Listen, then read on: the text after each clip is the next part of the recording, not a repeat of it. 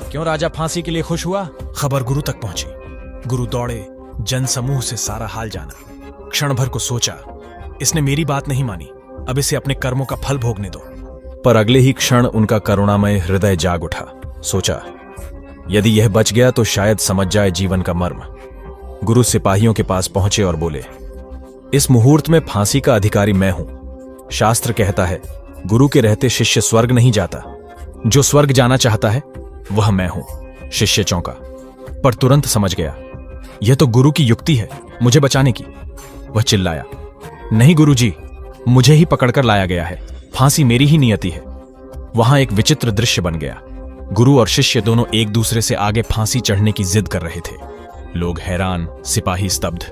राजा तक यह बात पहुंची। उसने कहा, यदि ऐसा श्रेष्ठ मुहूर्त है तो सबसे पहला अधिकार राजा का है, फिर उसके बाद हमारे मंत्री और अधिकारी भी। गुरु शिष्य ने बहुत प्रयास किया, पर राजा ने एक न सुनी। वह स्वयं फांसी पर चढ़ गया। उसके पीछे पीछे मंत्री, अमात्य, दरबारी एक एक कर फांसी के फंदे को अपनाते गए। गुरु ने देखा, अब मूर्खता की पराकाष्ठा हो चुकी है। वो बोले, अब स्वर्ग जाने का शुभ मुहूर्त समाप्त हो गया। जो जाना था जा चुका, अब कोई न छड़े। और सचमुच इसके बाद किसी और ने फांसी नहीं छड़ी।